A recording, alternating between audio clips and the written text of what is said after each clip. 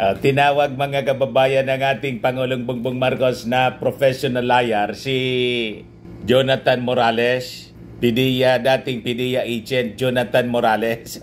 Talaga naman niya Mr. Maravillas, napagkasinungaling nun. Kaya nga po mga kababayan, tinanggal as PNP member at saka PDEA agent. Tapos pinaniwalaan mga kababayan ni Senator Botas, Bato. Botas talaga niya Mr. Maravillas. Senator Botas. Pinaniwalaan yung document kasi daw authentic siya. May kitang-kita niya yung butas. Kitang-kita talaga po. Kitang-kita ang butas po. Kaya sabi po ng ating Pangulong Bongbong Marcos, professional liar anya yan.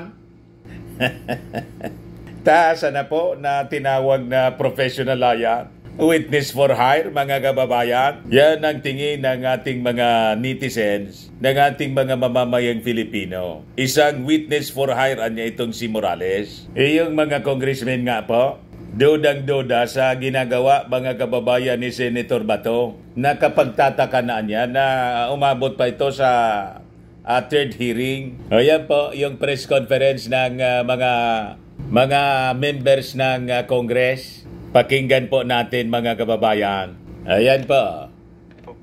Nakapagtaka na abot pa ito sa third hearing. This is a clear waste of time and waste of government's money, waste of taxpayers' money. So talagang nakakapagtaka kung bakit sabi niyo magkakaroon pa ng third hearing ito. Ako, hindi ko alam kung bakit magkakaroon pa ng third hearing. Nakakapagtaka talaga ito. Of course, nagiging katawa-tawa na ipatuloy pa ang mga hearings kung saan nakikita naman natin na halos wala nang patutunguhan at kung ano-ano na lang mga kwento para lang ang mahirap dito, clearly someone is benefiting from the opportunity and the audience siraan ng Pangulo at ang administrasyon. Yes! Paninira man talaga po, mga kababayan. Halatang-halata na paninira sa ating Pangulong BBM. So tinawag ng ating Pangulong Bongbong Marcos mga kababayan na professional liar si Agent Morales. So sabi ng ating Pangulo, there was no sense anya in listening to Morales' remarks as the latter supposedly has a history of making false testimonies. Correct mga kababayan. Talaga pong in aid of destabilization yung ginagawa po. Nung panahon, nag-testify pala yon against sa Ping Lacson. Yun yata yung hanap buhay noon. So yan po, mga kababayan, si Morales, na nang tanungin po ni Jingoy Estrada, ano na yung pangalan ng informant mo? Di ko na niya maalala. So yun ang sabi ng ating Pangulong Bongbong, amid the ongoing Senate probe on PDEA supposed leak operational documents from March 11, 2012 that allegedly implicated Marcos in actress Maricel Soriano in illegal drug use. Sabi ni Maricel, sa lahat po ng nandito ngayong araw, ako po ay nakatanggap ng imbitasyon galing po kay Senator Bato de la Rosa para magbigay ng komento tungkol sa issue na pinag-uusapan dito sa hearing. Unang-unang humingi po ako ng paumanhin dahil hindi po ako sanay sa mga ganito. Alam niyo po, first time ko po talaga na makatanggap ng imbitasyon na humarap sa Senado. Nakakakaba at nakakatakot.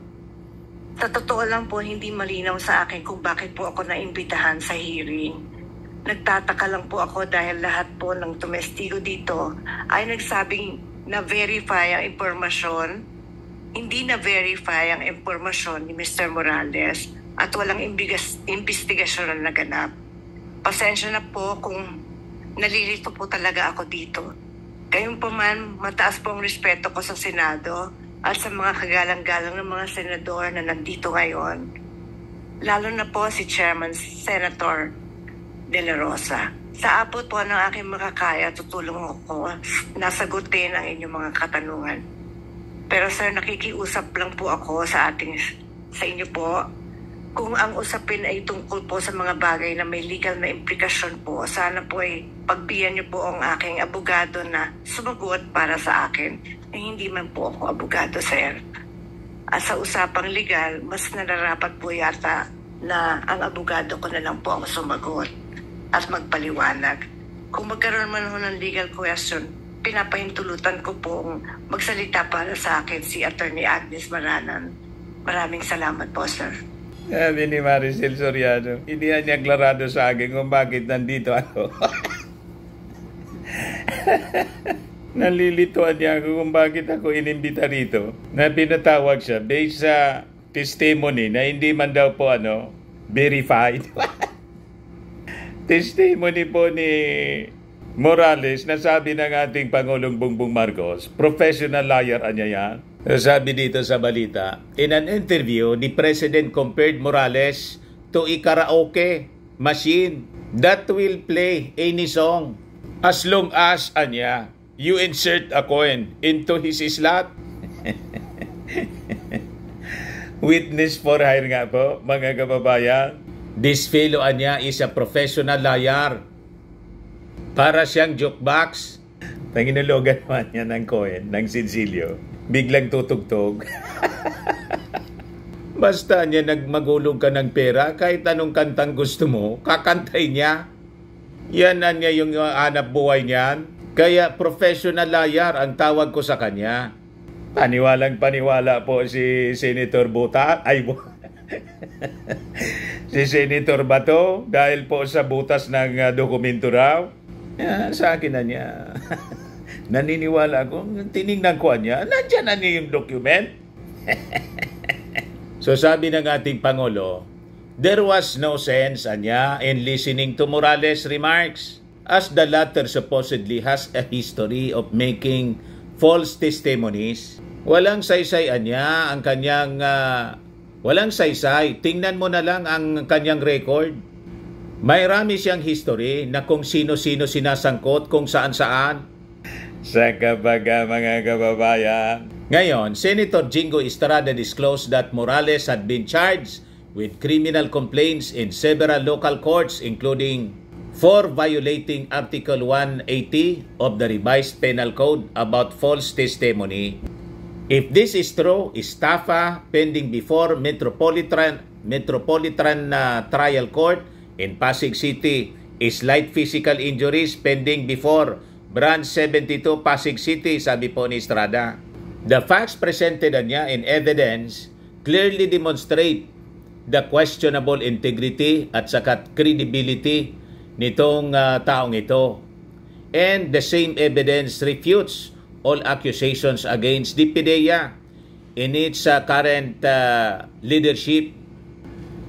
The statements given by this particular resource person against the agency and leadership are evidently perjurous defamatory and outright false. Sabi ng senador, kaya tatawa-tawa mga kababayan si Jinggoy. Dinurog yung mga testimony ni Morales. Krinos examine po. Tinanong ni Jinggoy, ano ang pangalan ng informant mo? Hindi ko na niya maalala.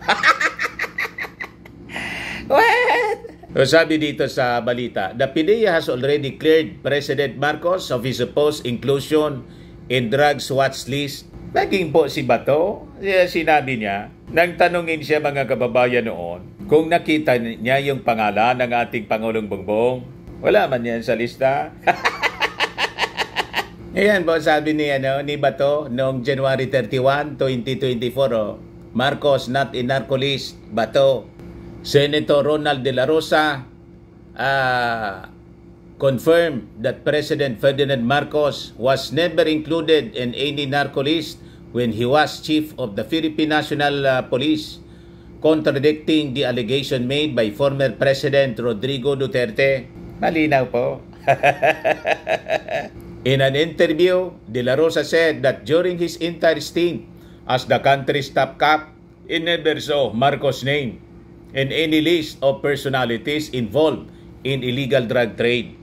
Wala akong nakita, may mga chismis lang. Pero sa aking mga listahan noong ako ay Chief PNP, wala akong nakita. De La Rosa said, refuting the allegation made by Duterte. Sa kabaga mga kababayan, maniwala ka pa dito kay Bato? Ipari-pariya sila ng kanyang amo.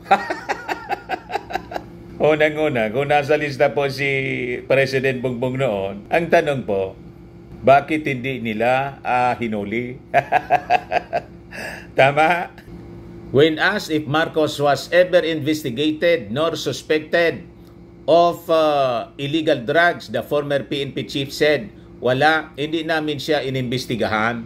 De La Rosa's statement concurs with the Philippine Drug Enforcement Agency, PDEA, which also contradicted the former president's claim, stressing that Marcos' name was never included ever since the National Drug Enforcement System or NDIS was created. Kaya po malamang sa malamang yung document na sinasabing leaked document po, fabricated man lang po ni Morales.